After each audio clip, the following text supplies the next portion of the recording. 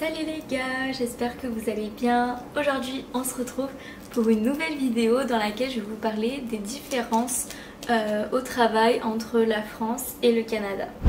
Ça fait bientôt 1 an que je suis au Canada et que je travaille au Canada, donc j'ai pu voir quelques différences au cours de cette année entre mon pays d'origine, la France, et le pays où je travaille actuellement, le Canada.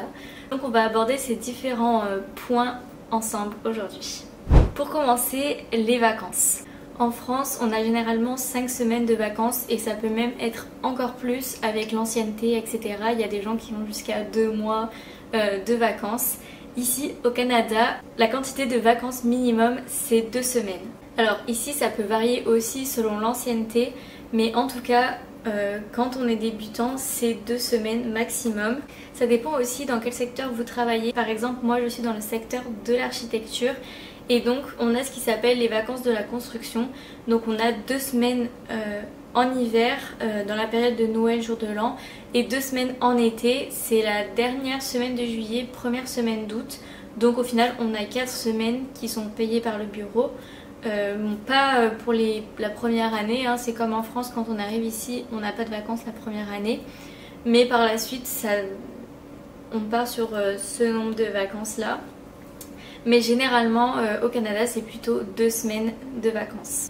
Deuxième différence, on a les relations au travail.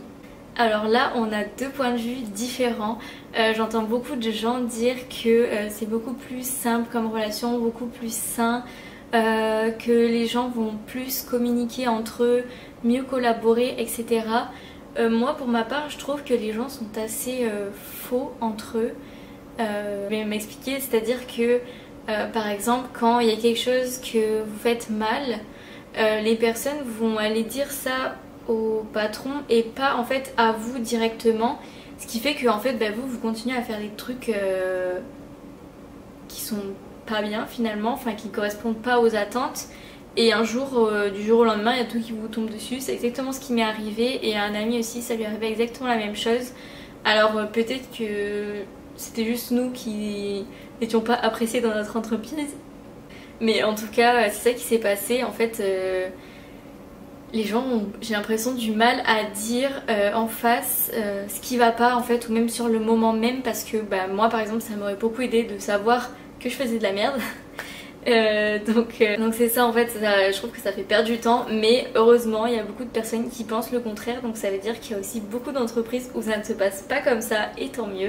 Il y a aussi des différences au niveau de la hiérarchie, c'est-à-dire qu'on voit moins en fait ces niveaux de hiérarchie. Ça permet non seulement une meilleure collaboration, mais aussi de meilleurs échanges, parce que par exemple je me souviens qu'en France, quand on veut dire quelque chose au patron, il faut d'abord envoyer un mail à un tel qui va ensuite envoyer un tel qui va ensuite envoyer au patron, etc. Alors qu'ici, si vous avez besoin de dire quelque chose au patron, vous allez le voir directement et vous lui parlez. Et surtout moi par exemple dans mon entreprise, tout le monde se tutoie en fait. Je me rappelle quand je suis arrivée au début, j'avais vraiment du mal à tutoyer surtout les patrons. Et il me disait tous les jours, il va falloir que tu me tutoies parce que je me sens mal à l'aise, que tu me vois, etc. Donc voilà, ça c'est aussi une grosse différence et il faut s'y faire parce que quand on a l'habitude de vous voyer les gens, ça fait vraiment bizarre de les tutoyer. Ensuite, on a la pause déj. Alors ici, généralement, la pause déjeuner c'est 1 heure, mais dans les différents jobs que j'ai fait, j'ai vu que la pause déjeuner était plus courte. Généralement, les gens prennent 30 minutes, voire moins, si ils mangent ailleurs qu'à leur bureau, parce que la plupart du temps ils mangent aussi beaucoup devant leur ordinateur. En fait ils vont juste faire chauffer leur repas puis ils continuent de travailler en mangeant, donc il n'y a pas vraiment cette coupure comme on peut avoir en France. Il y a même parfois pas d'endroit dédié au repas, il y a juste une petite cuisine pour faire chauffer, etc. Donc ça dépend je pense des entreprises, mais en tout cas il y en a beaucoup qui ont cette culture là de pas vraiment prendre le temps pour manger, de pas vraiment faire une pause et juste de continuer sa journée en fait sans vraiment faire un gros break. Moi dans mon entreprise en tout cas c'est assez convivial parce que du coup on a une grande salle pour manger et je trouve que ça favorise aussi les liens et l'intégration, surtout quand on est nouveau dans un pays ou même dans une entreprise. En fait je trouve que le moment du midi c'est le moment le plus important pour pouvoir créer des liens et connaître les personnes. Et d'ailleurs quand je suis arrivée, les patrons m'ont bien précisé à quelle heure on mangeait et que je devais être au repas en même temps que les autres pour pouvoir m'intégrer, etc. Et ils ont eu raison parce que c'est vraiment le moment de la journée en fait où on peut le plus communiquer avec nos collègues, parce qu'après le reste de la journée tout le monde est devant son ordinateur, etc. Donc c'est beaucoup plus compliqué. Mais là c'est vraiment le meilleur moment. On a aussi les jours de maladie. Alors ici il y a des jours en fait de maladie qui sont offerts par l'entreprise. Vous pouvez utiliser quand vous êtes malade sans avoir d'avis médical, sans avoir d'arrêt maladie. Et donc dans certaines entreprises c'est valable aussi pour tout ce qui est santé mentale, etc. Ça fait partie de la même catégorie de jours. Ça fait partie des jours de maladie en fait. Alors le nombre de jours diffère selon les entreprises, mais pour moi, dans mon cas, on a 3 jours de maladie qui sont payés par l'entreprise, dont on n'a pas besoin d'arrêt maladie pour les justifier. Et je crois que l'année prochaine ils vont passer ça à 7 jours ou quelque chose comme ça. Enfin ils ont prévu d'augmenter par la suite. Et ça permet aussi du coup de ne pas utiliser vos congés. En fait ce sont vraiment des jours qui sont payés par le bureau, qui sont offerts et qui ne sont pas pris sur vos congés que vous avez accumulés pour prendre vos vacances, etc. Une autre différence ici c'est le salaire. En France on est payé une fois par mois.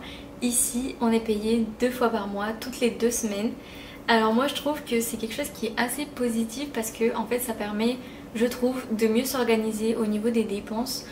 Par exemple moi le salaire que je reçois au début du mois je l'utilise pour payer mon loyer, ma facture, etc. Et la deuxième partie ça va être plus pour les activités, les voyages, les économies. Donc ça permet vraiment de dispatcher un peu ces dépenses et de pas se retrouver à sec à la fin du mois. Donc je trouve que c'est assez appréciable. Je voudrais juste préciser que je ne suis pas payée 2 fois plus, c'est seulement le salaire qui est séparé en deux, une partie au début du mois et une partie à la fin. Et ça c'est aussi bon du coup pour l'économie du pays, parce que du coup il n'y a pas de moment de chute en fait, puisque les gens ont de l'argent en fait qui rentre assez souvent sur leur compte. Bon après forcément si la personne ne gagne pas beaucoup, qu'elle ait en 1 fois ou 2 fois, ses capacités d'achat ne seront pas plus grandes, mais de manière générale ça permet quand même de pas ralentir en fait l'économie, comme on pourrait voir en France à la fin du mois tout le monde se dit ah je peux pas aller au restaurant, je peux pas sortir parce que j'ai pas reçu mon salaire encore, etc. Parce qu'ils ont tout payé et que voilà il reste plus grand chose. Ici c'est plus régulier la rentrée d'argent, donc ça permet d'être plus régulier dans ses dépenses. Un autre point qui est vraiment différent ici c'est le recrutement. Alors on peut trouver un travail très facilement, très rapidement. Par exemple j'ai trouvé un job en littéralement 3 semaines, 2 semaines même pas. J'ai fait l'entretien, le lendemain je commençais, c'était vraiment rapide. Et pour un job qui était un peu plus qualifié, par exemple là où je suis en architecture, j'ai fait un entretien puis j'ai commencé la semaine d'après, donc c'est quand même assez rapide comparé à ce qui se passe en France. On nous donne plus notre chance aussi de montrer nos compétences, etc. Mais par contre une fois qu'on est dans la boîte il faut tout donner, parce que on peut se faire licencier très rapidement. Et ça c'est le point suivant, on peut se faire licencier très rapidement. On peut partir en quelques heures, on peut arriver le matin à 9 h et partir à midi. J'ai déjà vu quelqu'un de l'entreprise qui est parti comme ça en quelques minutes, vraiment il était là, ils sont partis discuter 5 minutes, il a pris ses affaires, il est parti et on l'a jamais revu. Donc ça aussi c'est à prendre en compte, surtout dans vos économies, parce que voilà on se retrouve du jour au lendemain sans travail. Alors même si on peut se faire réembaucher très vite, il faut quand même protéger ses arrières. Dans la même catégorie on a la démission. Alors du coup ici la démission est très différente d'en France, parce qu'il me semble qu'en France on a 3 mois de préavis ou quelque chose comme ça, et ici on est sur 2 semaines. Voilà, alors c'est différent je pense selon les années d'expérience. Il me semble que c'est 2 semaines la première année ou les 5 premières années, je ne sais plus, et après ça augmente peut-être à 1 mois. Après ça dépend aussi de si votre poste est qualifié ou pas, des responsabilités que vous avez, etc. C'est sûr que si vous êtes chef de projet, vous n'aurez pas le même préavis que quelqu'un qui est en cuisine ou quelque chose comme ça, puisque vous avez des dossiers sur vos épaules, etc. Il va falloir déléguer, trouver quelqu'un pour vous remplacer avant que vous partiez et tout ça. Mais généralement, c'est 2 semaines. Il faut aussi quand même checker sur votre contrat s'il n'y a pas des choses qui sont stipulées. Mais généralement, c'est 2 semaines. Un dernier point que je voulais aborder, c'était la santé mentale. Alors, il y a beaucoup de gens qui trouvent qu'ici, la santé mentale est prise très au sérieux dans les entreprises. Que les boss et même les collègues en général s'intéressent à comment vous vous sentez, ce qui est un avantage puisque plus vous vous sentez mieux, plus vous travaillez mieux, donc c'est tout bénef pour la boîte. Moi personnellement, j'ai pas trouvé ça spécialement dans mon entreprise. Je sais que cette année, il y a des moments où j'étais vraiment très mal et personne n'a rien vu. Personne ne s'est posé de questions ou quoi, des jours où je suis pas venue et personne m'a demandé pourquoi j'étais pas là. Donc voilà, mais globalement voilà, les gens trouvent que l'aspect santé mentale est très important ici. Ça fait partie des aspects attrayants du travail au Canada, que les gens sont gentils, font attention aux autres, etc. et qu'il y a une bonne collaboration. C'est ce qu'on retient en général des jobs ici. Et voilà, on arrive à la fin de cette vidéo. J'espère qu'elle vous aura plu. N'hésitez pas à liker, commenter, vous abonner pour ne rien louper. Et moi je vous dis à la semaine prochaine. Bisous, bye.